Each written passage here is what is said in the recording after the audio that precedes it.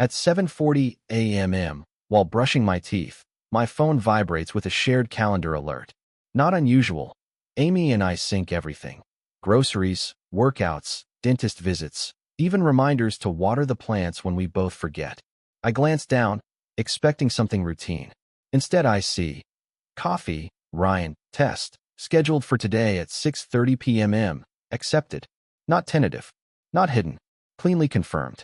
I stand there with foam still in my mouth, rereading it like the words might rearrange themselves into something harmless. They don't. The word test sits there like a fingerprint left on purpose. Too deliberate to be a typo. Too visible to be secret. Whoever created it didn't try to disguise it.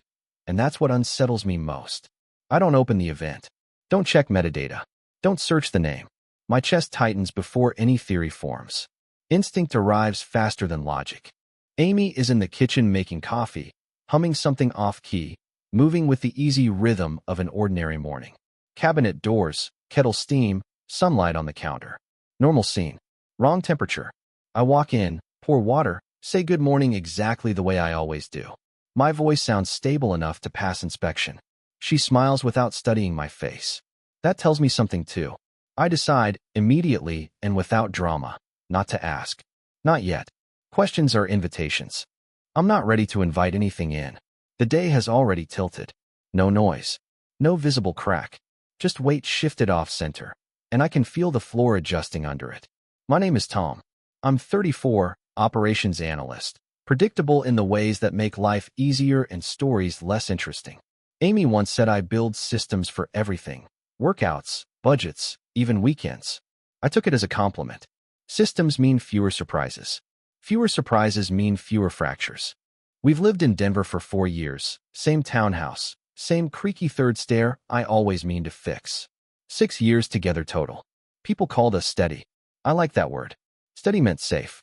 Our mornings had choreography. I ran at 6. She slept until 6:30, then made coffee strong enough to wake the neighbors. Sunday breakfasts were non-negotiable. Eggs, toast, something green so we could pretend balance. We shared calendars, grocery lists, location pins when traveling. Transparency felt efficient, not romantic. Love, but with good logistics. Amy was the social one. Connectors, mixers, panels, after-work circles with names like Creative Exchange and Discussion Lab. She collected conversations the way some people collect shoes. I told friends that was her superpower. She could walk into a room of strangers and leave with 3 invitations and a collaboration idea. There were habits I registered but never audited. She kept her phone face down on tables. Not guarded, just placed that way, screen to wood, like setting a glass coaster first. Notifications stayed trimmed, banners off, previews hidden. Less noise, she said. It matched her minimalism phase, so I filed it under personality, not pattern. She liked being noticed. Not flirtatious exactly, but receptive. Eye contact that held half a second longer. Questions that felt custom cut. I watched it happen dozens of times and never felt threatened. Attention, to her, was oxygen. To me, it was weather, present, changing, not personal. I didn't check devices. Never scanned messages. Never accidentally opened threads. Trust wasn't a rule I followed. It was the default setting I forgot could be changed. Over the past month, she'd been talking about new themes from her office discussion club. Human dynamics. Modern attachment. How couples drift without noticing. She'd quote prompts over dinner like trivia cards. What would you do if your partner went on a blind date as a social experiment? Do people stay in love or just stay scheduled? Is jealousy proof of care or proof of fear? I answered lightly, sometimes with jokes, sometimes with frameworks. I treated the questions as intellectual, case studies without a case. She listened closely to my answers. Too closely, maybe. At the time, I thought she liked how seriously I took hypotheticals. We weren't fighting. That's the detail that matters. No slammed doors, no cold wars, no silent weeks. Just a gradual increase in her curiosity about emotional edge cases. Like someone walking the perimeter fence of a property I assumed we both owned. If there were signals, they arrived wrapped as personality traits. Openness, sociability, experimentation. I labeled each one generously and moved on. Systems were intact. Calendar clean. Forecast stable. Until this morning, when a single event appeared that I didn't build, and couldn't categorize. After I see the calendar entry, the past few weeks begin to reorganize themselves without my permission. Not new memories, the same ones, but rotated, like a puzzle viewed from the correct side of the glass. Nothing dramatic changes. The meaning does. On the train downtown, I open my notes app instead of my inbox. I don't search her name. I don't search Ryan. I write timestamps, phrases, moments that felt slightly off but never earned follow-up. I'm not investigating. I'm indexing. 3 Thursdays ago she asked, out of nowhere, "Do you think loyalty is a rule or a choice made every day?" I answered like it was a podcast question. Said choice matters more than rule because rules fail without reinforcement. She smiled like she'd gotten usable data. 2 weeks ago, she mentioned a workshop exercise from her discussion group, role-playing difficult conversations with strangers to observe emotional reflex. I remember laughing and saying consultants will gamify anything. She didn't laugh with me. She watched my reaction instead. Last week during our run, she asked how people know when they're still in love versus just efficient together. I gave her my structured answer: shared goals, mutual investment, conflict recovery speed. She said, "That's very you," in a tone I couldn't classify then. I can now. It sounded like measurement, not agreement. I noticed frequency patterns. More late returns labeled as networking. More references to experiments, formats, social tests.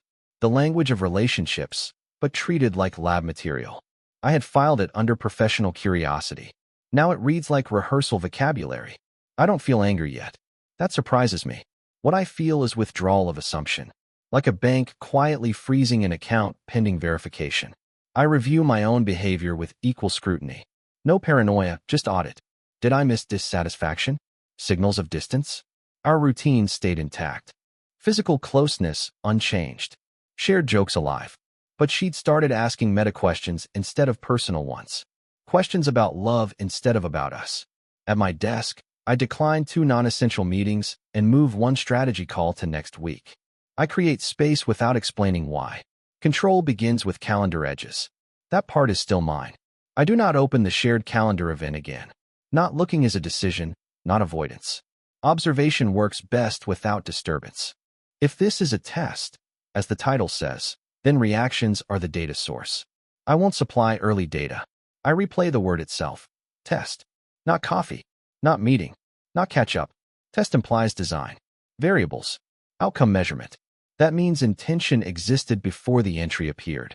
Before this morning. Before my awareness. By noon I understand one thing clearly.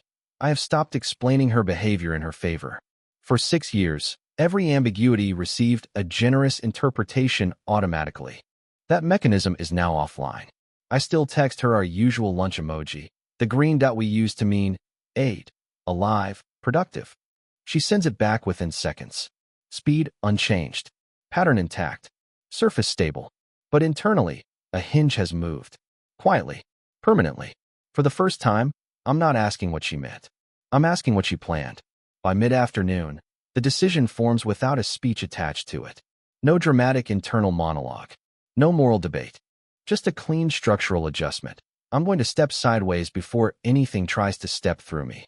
I open a short-term rental site between 2 spreadsheets and book a furnished apartment across town for 30 days. 1 bedroom, neutral walls, gym in the basement, flexible lease. I choose it the way I choose backup servers: reliable, anonymous, reversible. I pay the deposit without hesitation. The confirmation email feels heavier than it should. If you've made it this far, this story clearly caught your attention. If you're enjoying it, drop a like on the video. It helps me see what kind of stories you want more of next. Let's keep going. Next, I move 3 client meetings off video and into async updates. I block 2 mornings next week with a private label: field work. No one questions it. My job runs on outcomes, not chairs. Freedom hides inside competence, a benefit I've never needed until now. I don't pack yet. Packing would make it theatrical. This isn't theater. It's logistics. At 4:10 p.m., Amy texts, "Day got weirdly busy. Might be a little late tonight." No emoji. She uses emojis with me like punctuation. Their absence reads louder than their presence. I answer, "All good." 2 words. True and incomplete. I study my reflection in the dark laptop screen. My face looks unchanged, which irritates me slightly. I expected visible damage. Instead, I see someone preparing a controlled burn. The rule I'm forming is simple. No confrontation without full pattern visibility. Questions 2. Early contaminate evidence. Emotional evidence counts too. If she is running a test, then interference invalidates results. I will not help design my own evaluation. On the way home, I stop at a storage store and buy 2 medium boxes, not large. Large boxes invite overreaction. Medium boxes imply temporary relocation. I appreciate the psychology of containers more than I used to. The house smells like citrus cleaner when I enter.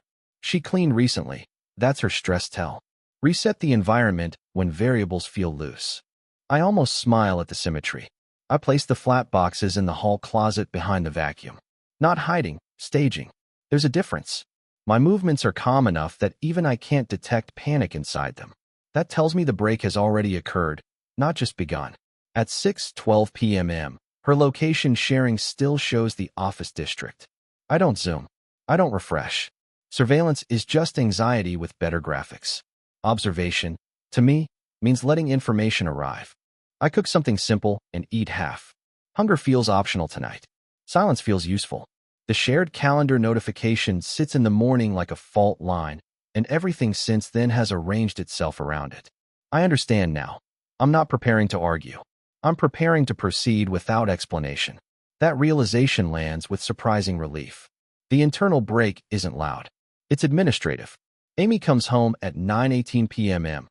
3 hours past what anyone would call coffee. I don't check the time immediately. My body does it for me. There's a particular fatigue that belongs to late trains and another that belongs to extended conversations.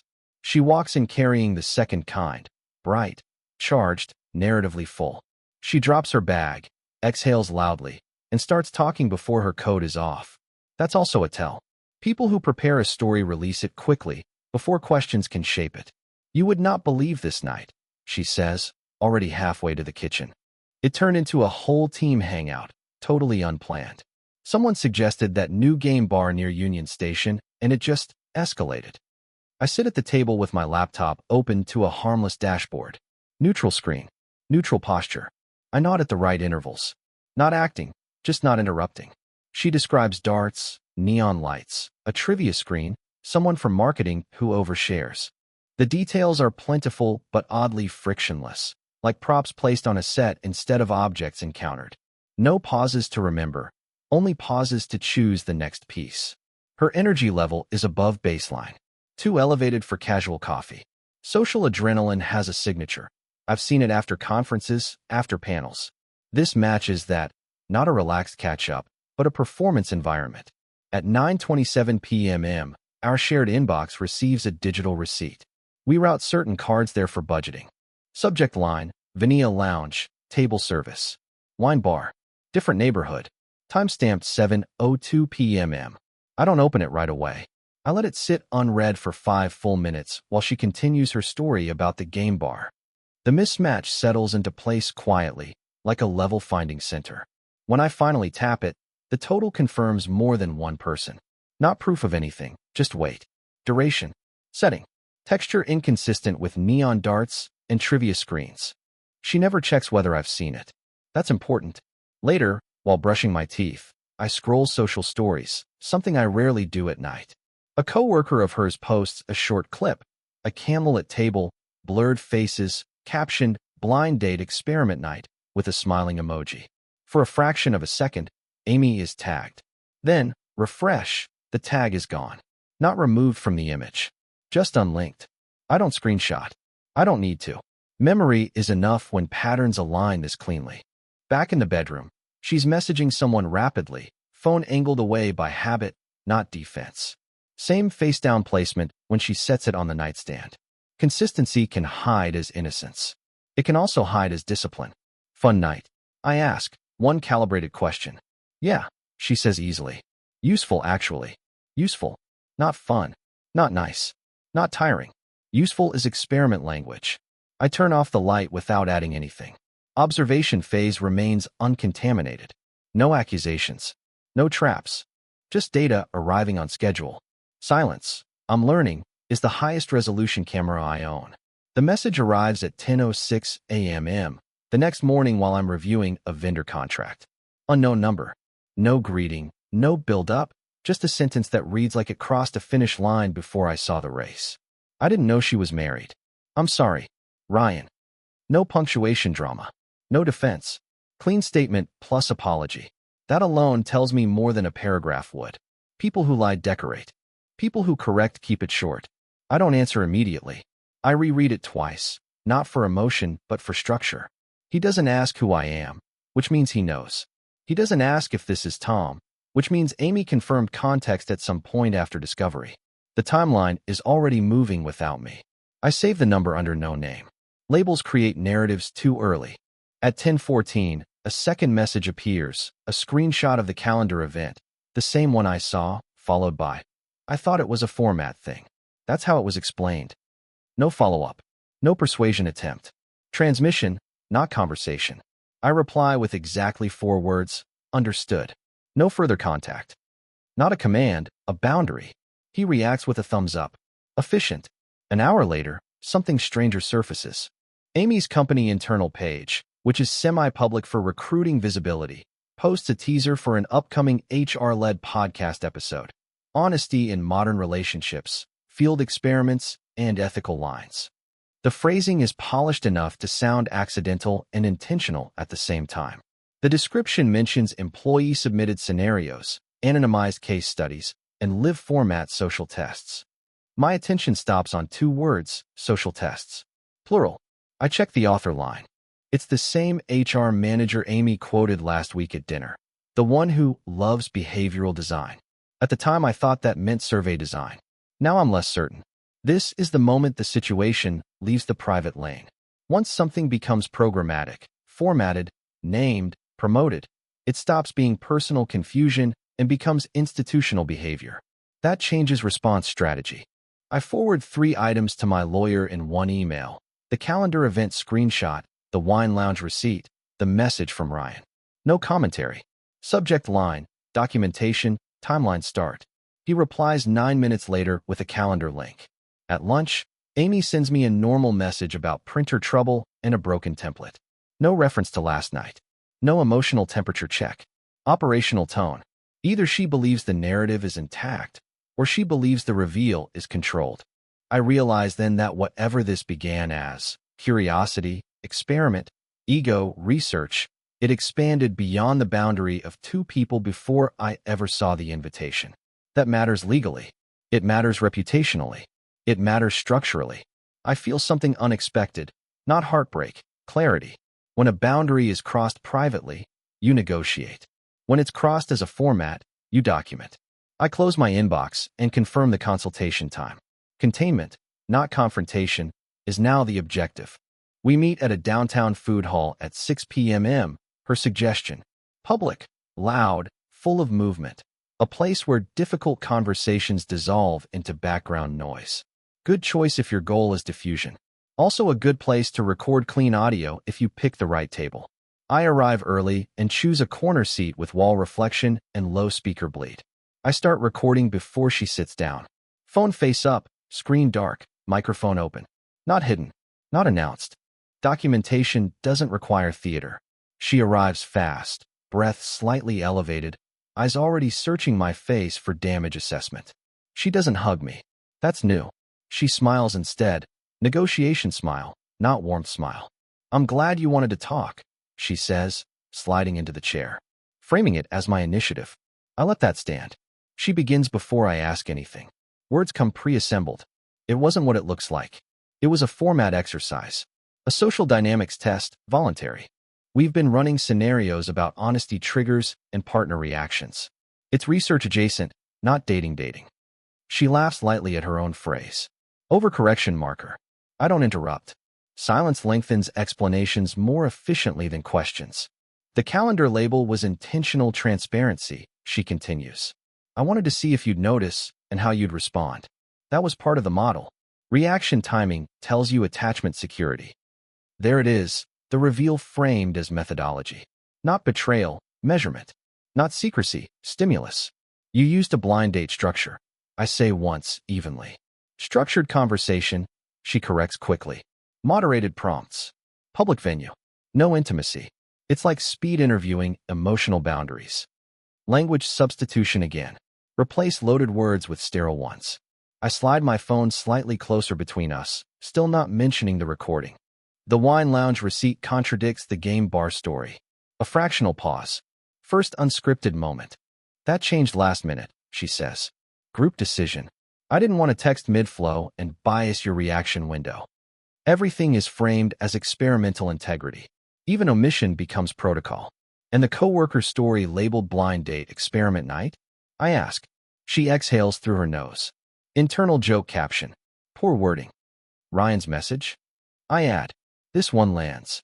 Her shoulders drop a centimeter. He misunderstood the scope. I clarified later. I let the quiet work. People rush to fill it with truth-adjacent material. Tom, this wasn't about cheating, she says more softly. It was about testing relational resilience under ambiguity. I nod once. I believe she believes that sentence. Intent and impact often live on separate floors. My answer is the only prepared line I bring. You checked it, I say. I'm not arguing. I'm leaving. No volume change. No accusation terms. Just outcome. Her eyes search for negotiation entry points and find none. That's the effect of decisions made earlier than conversations. You're oversimplifying, she says.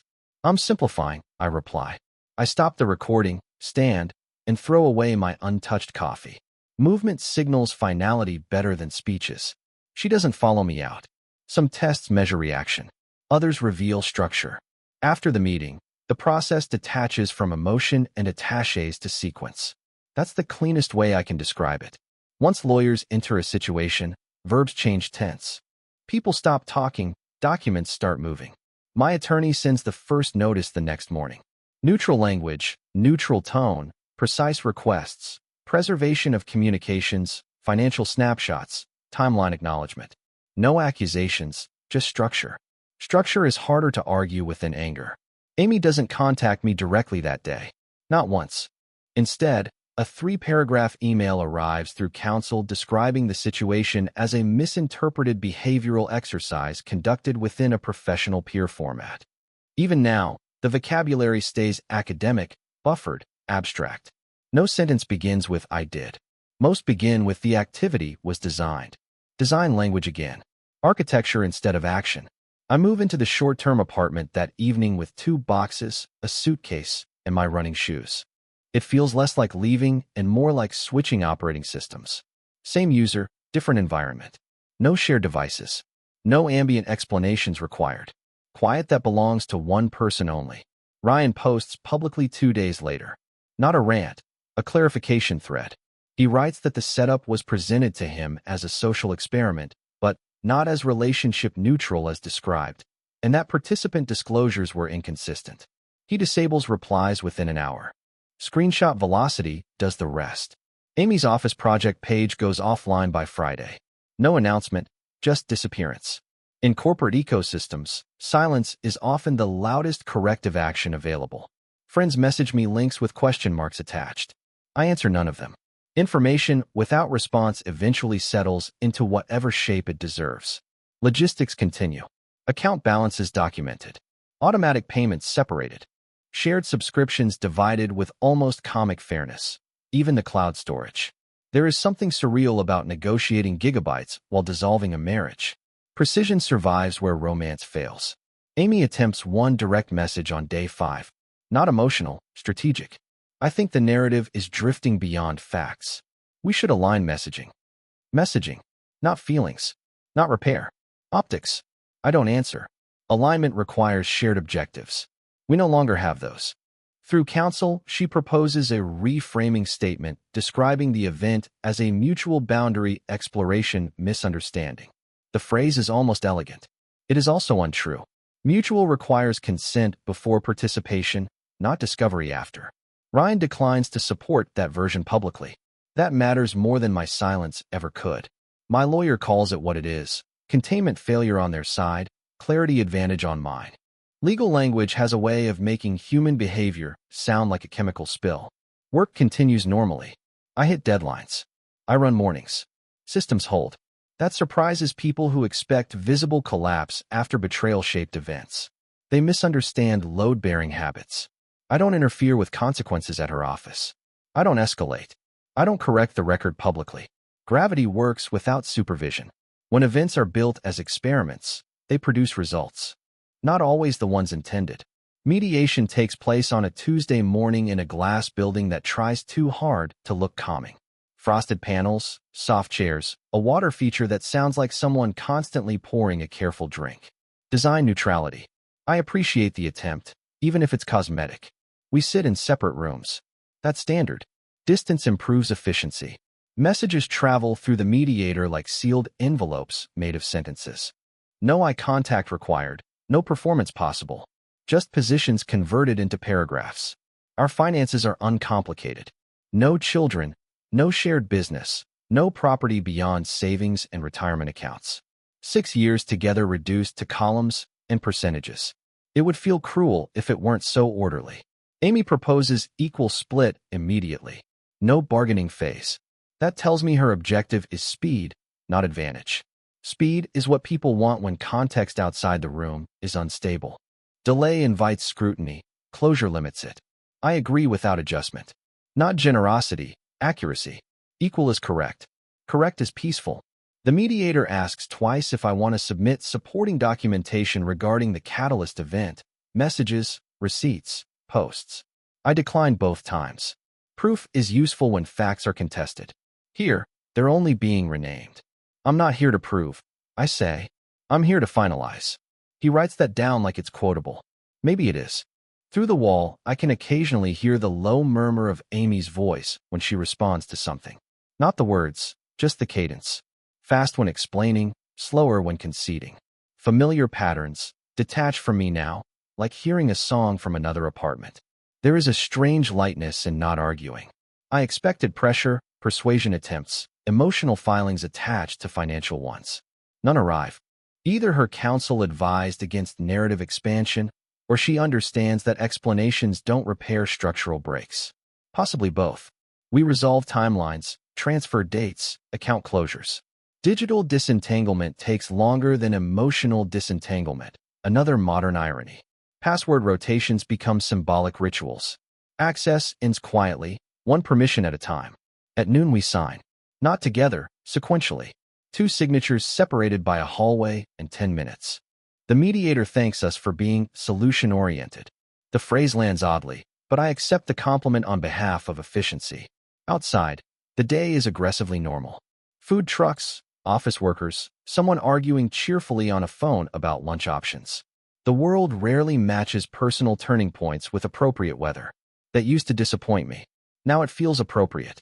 Amy sends one final message through counsel, wishing me stability and clarity going forward.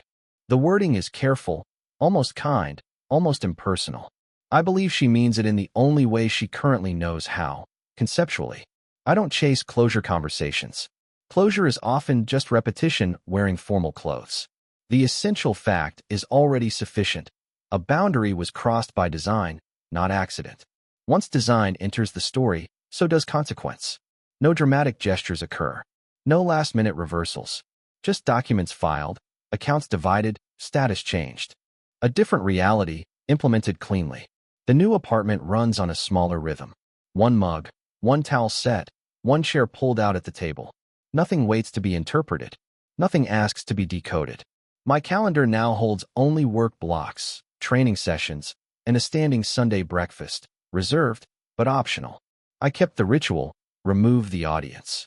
The first week, I keep expecting emotional aftershocks, anger spikes, late-night message drafts, the urge to revisit transcripts and screenshots.